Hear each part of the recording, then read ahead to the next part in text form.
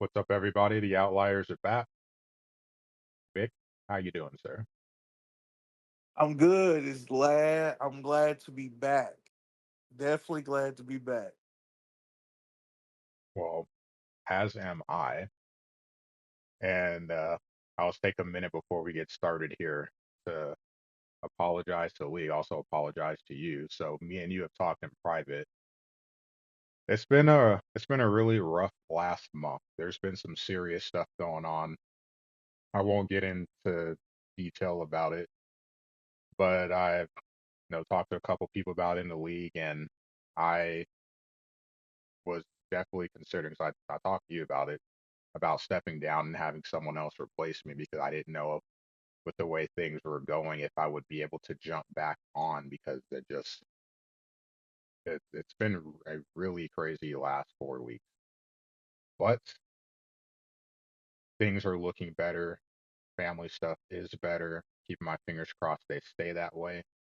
And I am gonna say that I think we're good to keep going. So we're gonna double up this week, probably double up next week, and then we should be back on a regular routine. And then also NDL Sports Center should be starting up soon too.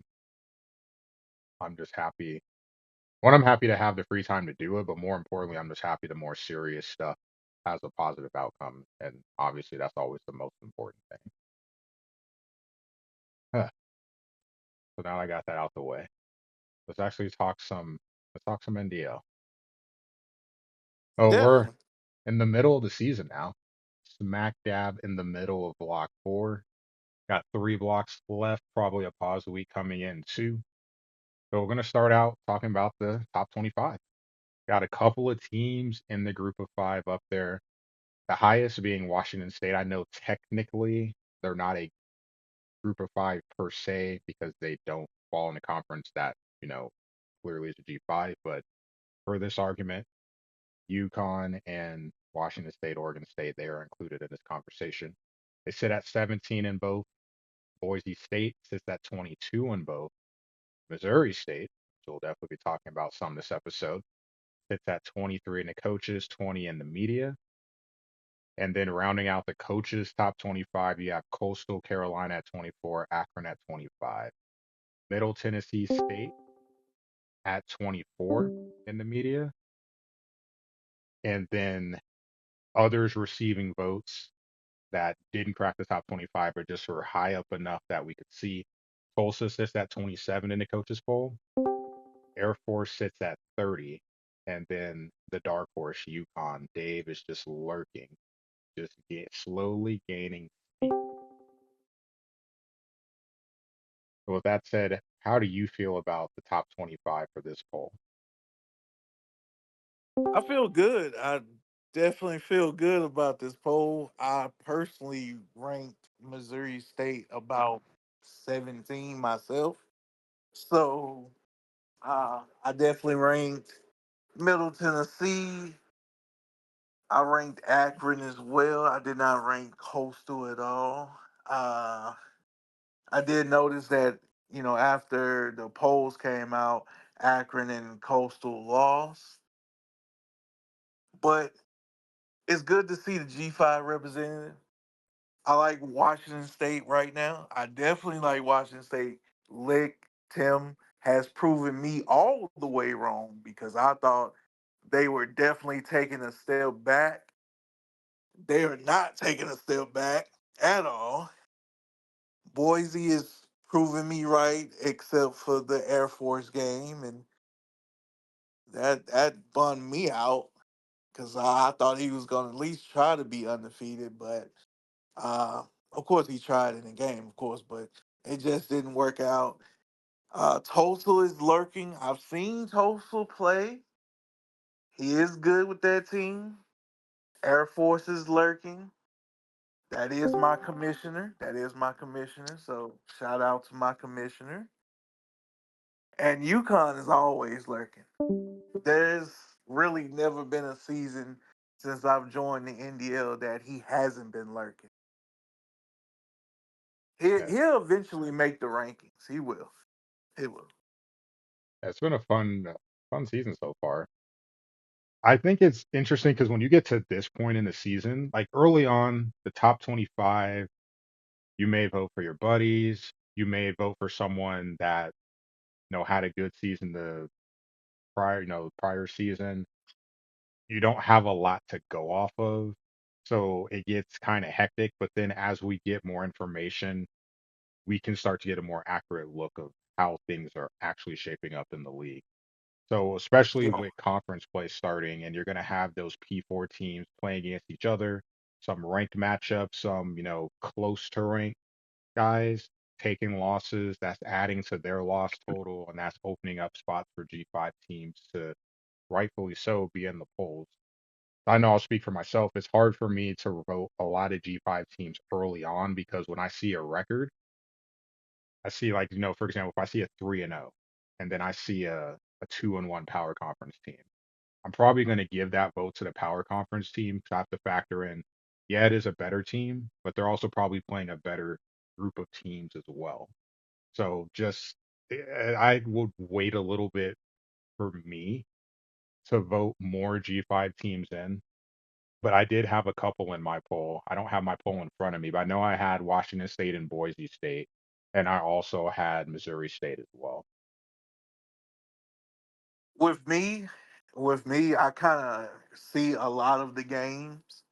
So it's like if I see certain trends or I see certain things that you do in a game that's going to translate to how you play no matter the team that you are it or you are. Sorry about that.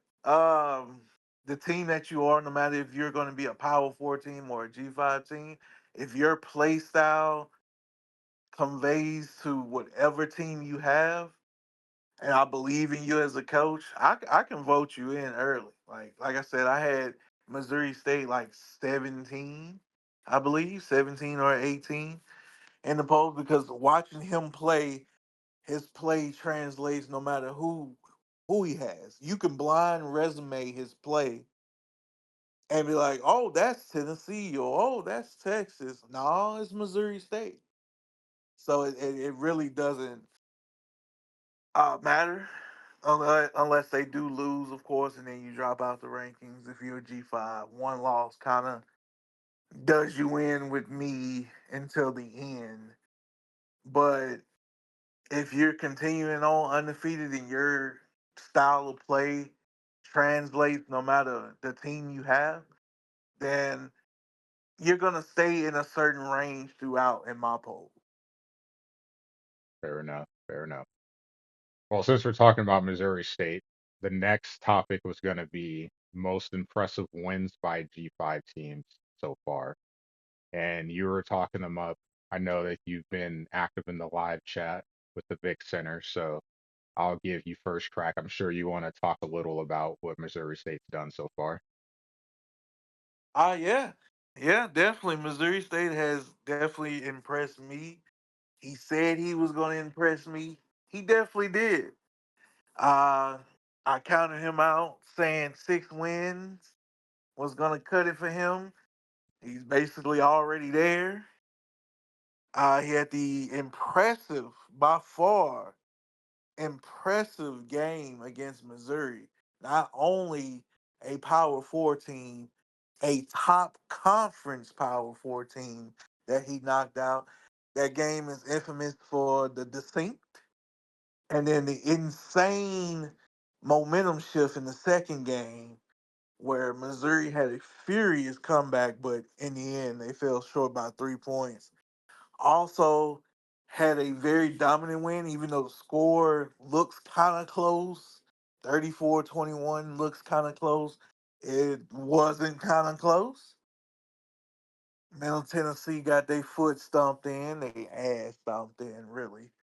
Um, it was definitely a belt to ass situation with that Missouri State Middle Tennessee game.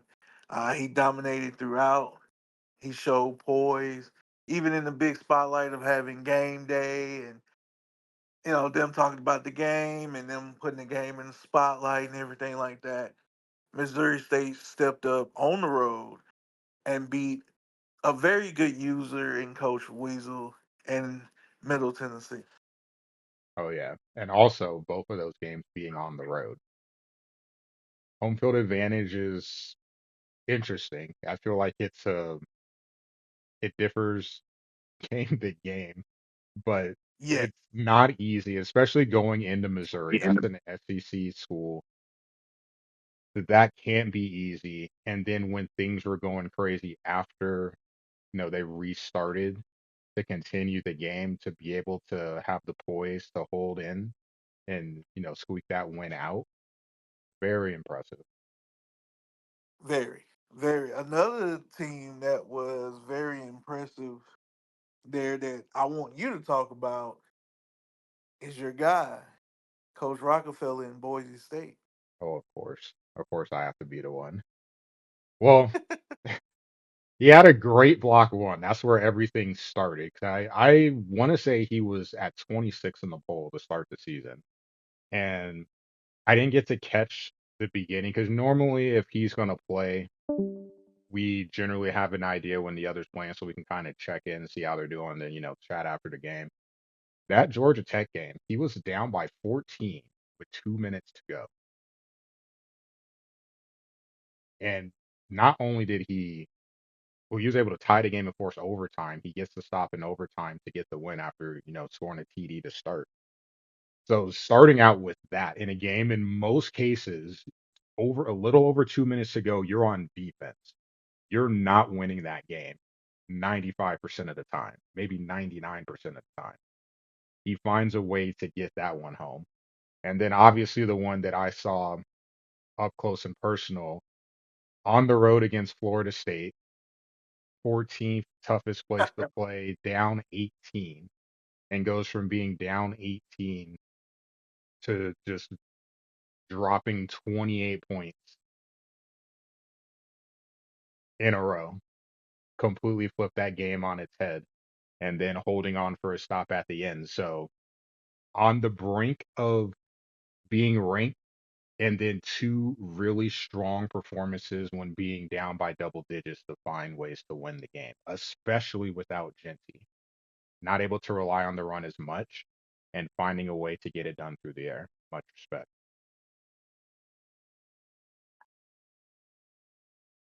Much respect. A team I have to compliment as well is the team that beat Boise. I already mentioned it earlier.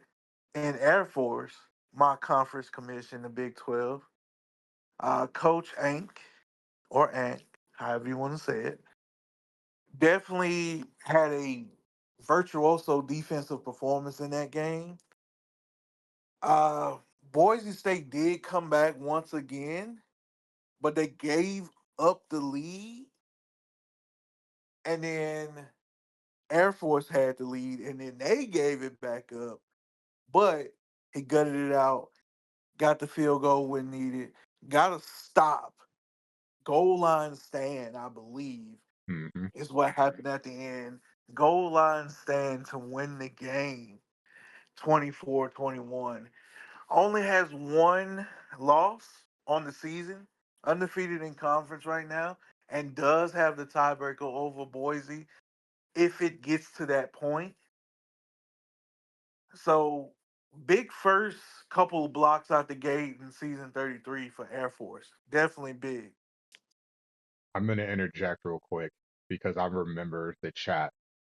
He got, I want to say Boise was trying to get a goal line stop, but he ended up, I want to say Air Force scored on third and goal. And there wasn't a lot of time left because we were talking pre-stream about challenges not being challenged by the computer.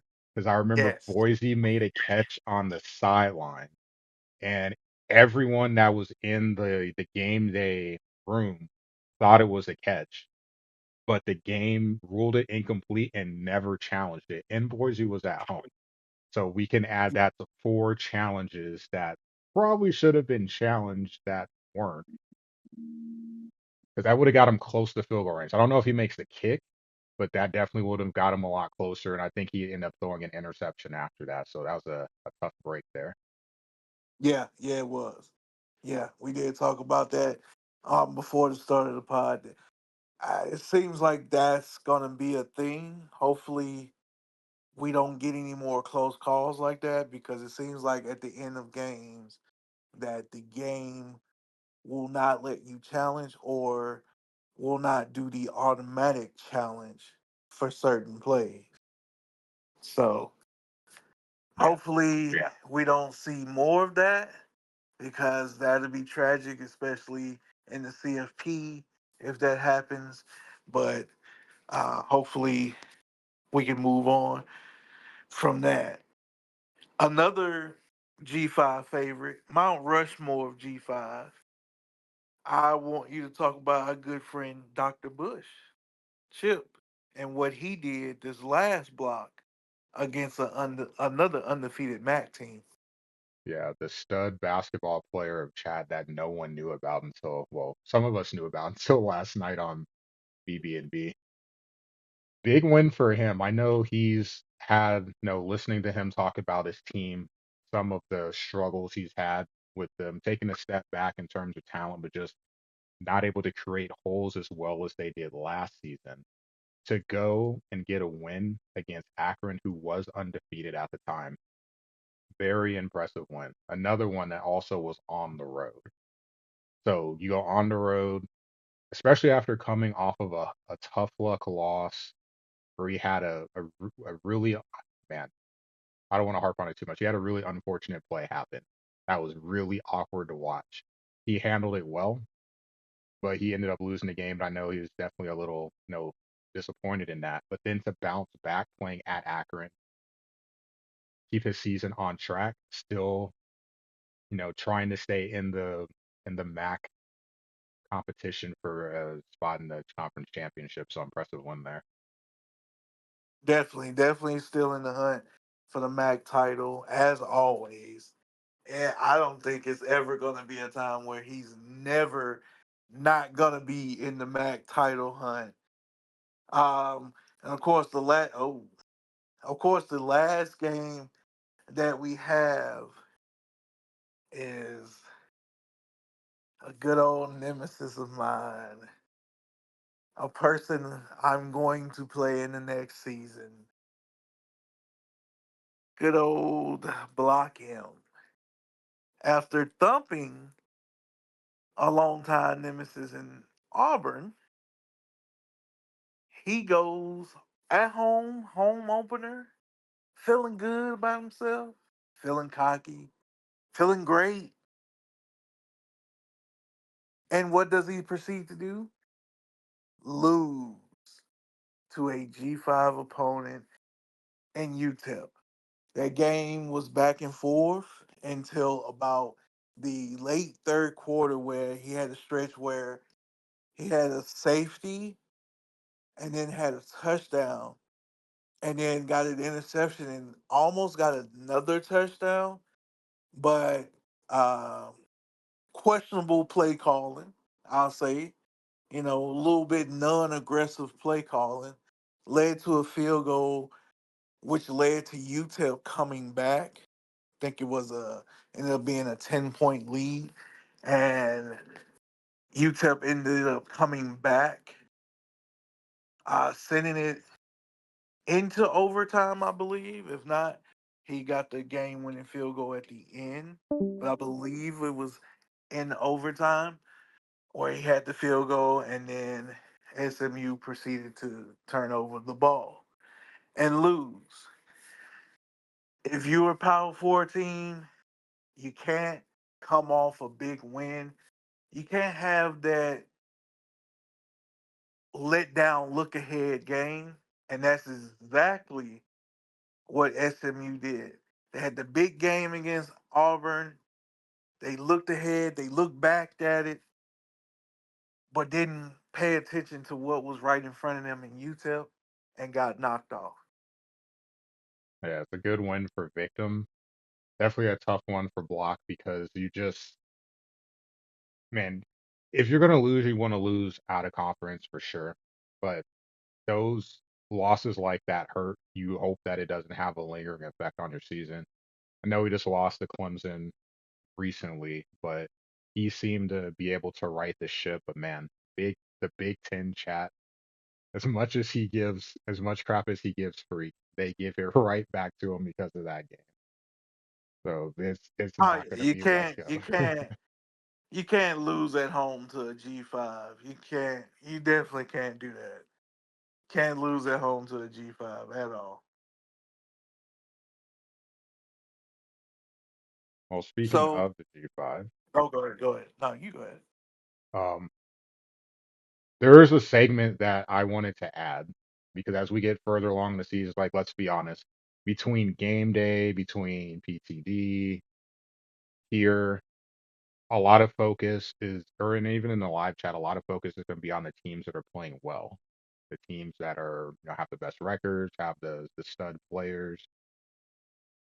We're getting close to the CFP. I'm sure having their first release. I'm not sure how far off we are from that, but it's coming, and a lot of those teams are going to be getting talked about because that's going to be the focus. So we want to add something for guys just to get a shout out for whatever it is they have going on in the season. We both have two. I'll get mine out the way and I'll let you go. My first is the coach dealer at Arkansas State. So we started out 0-2, two heartbreaking losses late in the fourth quarter to start out block one. Then always the questionable thing. We have these new guys coming in. You have Missouri State, no way Jose, and gets blank 34 nothing. So like, oh man, it's gonna be a rough season. And he goes from 0-3 to now he is 3-3. So maybe in the conference championship picture, that may not be as viable as a thing. But at 3-3, he's turned his season around. They got some positive momentum, and they're looking to hunt for a bowl game. So kudos for him for sticking it out and finding a way to get his digital guys rallied. Number two, a tough one. I know he's got to be losing his mind. Every time I see him after a game, he just is so he's so frustrated. And I could understand why. Georgia Southern. He is 0-5. And this stems from last season when he had Iowa and he kept having close losses and out of conference and it was driving him nuts. Like you're just right there, and as Chip said in a prior game last week, winning plays. You just have to make more winning plays. This season has been brutal for him. 0-5, but his point differential is negative 13. Every loss has been a one score game. Those are the worst losses because if you get blown out, it's just you can burn the taper like, well, we didn't do this well. We need to improve here. This is something that we can't use anymore. You know, figure something new out. When you lose close games, you're starting to look at, man, that play in the first quarter, if that had been different, if I had just did this instead on that second drive, why didn't I call this play in the fourth quarter? Like it drives you nuts. So I'm rooting for him to get that first win this upcoming block. He deserves it. This is a brutal stretch for him. I cannot wait to see him after he gets his first win of the season. The type of losses he's had, those the type of losses that give you gray hairs right there. Yeah, Those are those type of losses that he's had. very much Those the so. one that keep you up at night. Those the ones that have you having bad flashbacks and bad dreams. Those are the losses that give you the gray hairs right there. Two, just special shout out real quick to, of course, Wobbles and Beer Cop. But my two pat on the backs for their season is Coach Jay Hubbard in Northern Illinois. Struggling, but he has picked up a few wins. I believe he's 2-4. Um, Still struggling. He's a newbie. He's a newbie on the media team now. He's a newbie in the league.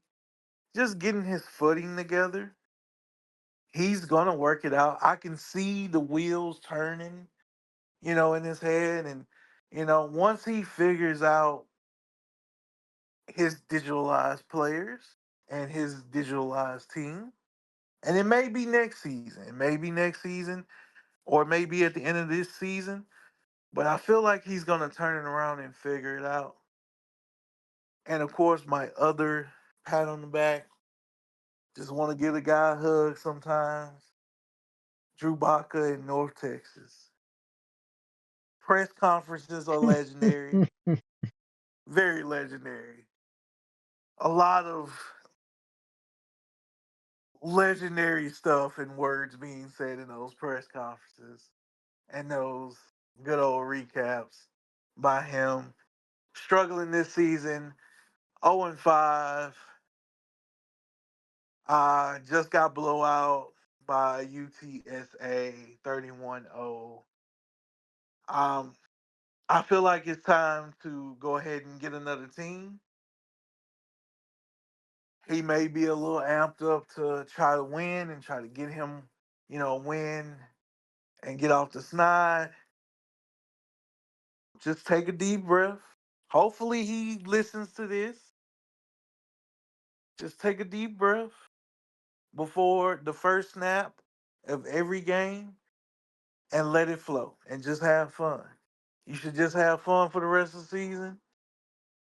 You are over right now. Hopefully you will not be over for the rest of the season. I am rooting for you. We all are rooting for you. We want you to do well. Definitely want you to stick around, but it's probably time to pick a different team and try to have fun with that team.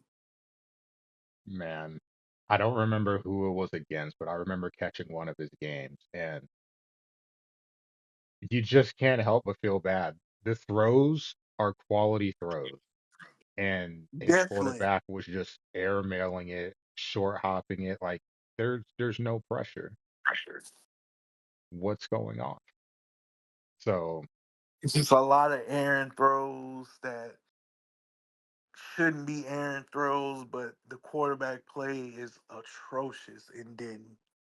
Just atrocious. So I feel like he needs to get away from Denton, Texas, and take his coaching aspirations to another team.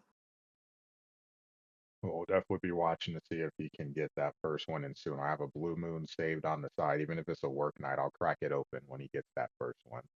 Oh, I got a bottle of Jack waiting for him to crack open that first win. Got it. I'm waiting on it. Definitely waiting on it. Uh well, we have reached the end of the episode, and one of the favorite things that we had last season, I'm going to bring it back this season, is the ball knower fact of the week. We're going to have two. It's going to be one on the next one. Don't worry. But we're going to have one on this one. And it's about how petty can you be? So, being a Nebraska fan as you are, Sammy, Go Big even Red. though it was even though it was in your younger day, even though it was in your younger day, very younger day, you remember the 1990 national championship split between Colorado and Georgia Tech, right? Between Georgia Or Tech if and you were who? told about it, you may were told about it. You may not have seen any of it, but you may were told about it, correct? I heard Georgia Tech. I didn't hear the other team. Who was it? Colorado, Who? Colorado. They're breaking up. I can't hear. Yeah. That's it. They split a national championship in 1990. You want to take a guess? Now, this is nothing on that other team that I'm not going to mention because that's your rival. It has nothing to do with them. This has everything to do with the Georgia Tech side. So Georgia Tech was undefeated with the with a tie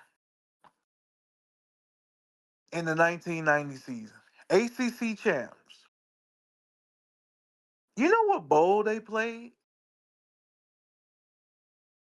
I would hope like wait, I don't know what I can't remember what the You can ACC just take a things guess. You were can just like. take one good guess. You can just take one good guess. Like orange or sugar. I can't remember what the buy or what the tie-ins were for the ACC. Oh no, no, not the orange or sugar. Oh no, no, no, no. Wait, it wasn't a big game? They played. They actually played your favorite team. They played Nebraska in the Citrus Bowl. Huh. Now I got your head going. Now I got your head going. Now, yep. You that's listening, and you, Sammy, your head is like, what? Yes. The bowl tie-in for the ACC champ would have been the Orange Bowl. Secondary would have been the Peach Bowl. But they didn't get either of those. I They know the got orange was Notre Dame. I they remember got that. the Citrus Bowl. Do you want to know why they didn't get in the Orange Bowl, despite being the number two ranked team in the country? I'm gonna guess You want? Notre Dame's prestige, maybe. Yes. So the bowl representatives for the Orange Bowl said, "Nah, we good on Georgia Tech. We want Notre Dame because we want more TV ratings." That's exactly what happened. They picked Notre Dame over Georgia Tech for more TV ratings, saying it was going to be a better bowl with Notre Dame rather than the number two team in the country, a undefeated team in Georgia Tech, conference champion and all. So they were forced to play in the Citrus Bowl against Nebraska, blew out Nebraska. You want to know how petty some people can be? So this is alleged. This is alleged. This may not be true, but this is alleged. Allegedly, we got a split national championship because a certain coach for Nebraska changed his vote to spite that other team, which then caused a split between the coaches poll and the AP poll. The coaches poll ended up going to Georgia Tech. The AP ended up going to Colorado. And the deciding vote was Tom Osborne. And after playing Georgia Tech, he changed his vote from Colorado to Georgia Tech.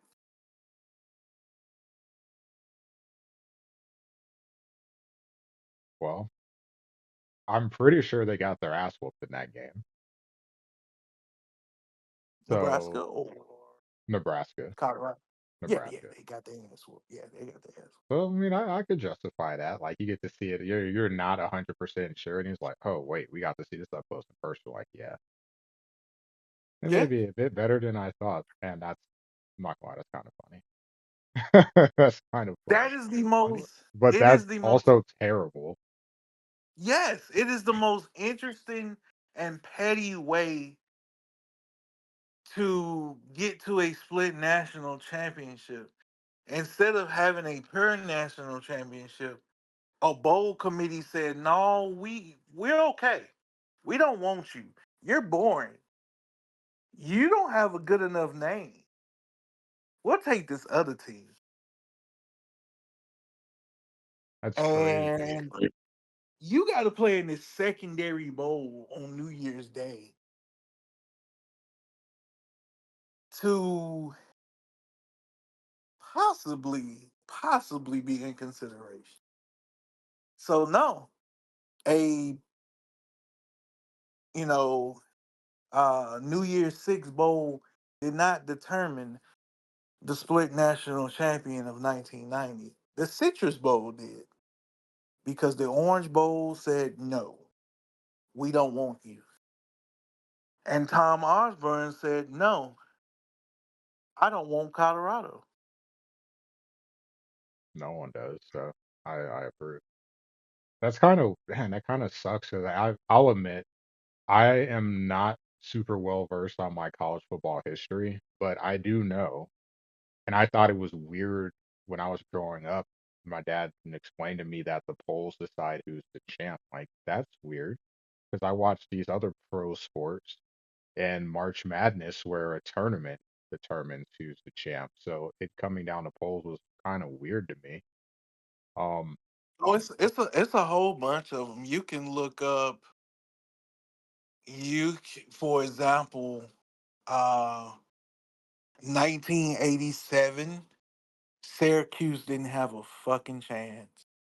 They went undefeated and was ranked fourth in the final poll. ooh, Won their bowl game and all, and was fourth in the polls. man, that's The tough. national champion that year was Miami.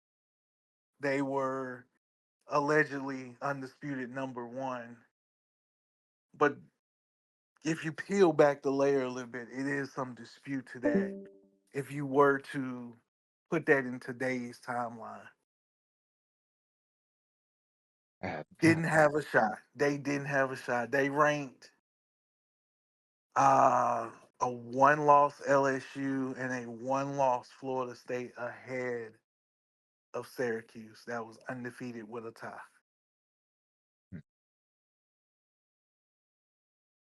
man, that kind of sucks. Like that would Colorado and Georgia Tech for sure. You had the perfect scenario, 1 and 2 in a bowl And game low where key, they I would have think they been would able have to played play each each other. other. I believe the tie-in would have had them playing each other. Like that would be a perfect scenario where like, hey, Because we it get was to because I determine the believe it was the champion Big right Eight. here. Yeah, I believe it was the Big Eight versus the ACC that year. Was the tie-in, the original tie-in. So they would have played each other to see who would have been the national champion. But like I said, the Orange Bowl said nah. And if Colorado didn't play in the Orange Bowl, I believe they played in the Fiesta. Mm, So, um, but yet and still, two major bowl games deciding a national champion, even if it was going to be a split. You would rather have that than the Citrus Bowl. yeah. Well, I'm glad we have the CFP now. I was here in the NDL when we had the BCS, and some seasons are more obvious than others of who would be deserving of 1 and 2. But now with, I mean, there's always going to be that debate, no matter how, like, if you go to 4, like, well, why did team 5 not get in over 4? You go to 8, why did team 9 not get in over 8? But you have, I feel like you get a better representation of the teams that would be playing for a championship. So Yeah, when you would, everything is you would, all said and done, you're like, okay, we crown a you true champ. would, you would. I know some years though it would kind of, if you had the BCS now and use that formula or some of its formula for the 12-team playoff. If you go back in history, you would actually have two G5 teams in it every like 2 or 3 years. Interesting. I saw the live chat between you and Vegas, but I was obviously clearly distracted with other things, so I couldn't really read it that much, but I saw like the gist of that conversation. I'll have to go back and read it in detail. That conversation, for those who might not want to scroll up or anything like that, just a quick synopsis, was we was talking about somebody, our commissioner brought up a throwback Thursday fact of BYU winning a national championship in 1984. One of our Guys did not know that, obviously because he is younger, and just didn't know it. Just didn't know it. It's not on him. It's not his fault at all. He just didn't know it. And we were just bringing up old stuff from. We told him to look up some of the older stuff, and he did, and he was amazed. And we was talking about that, and I kind of teased the ball Noah fact right here in there.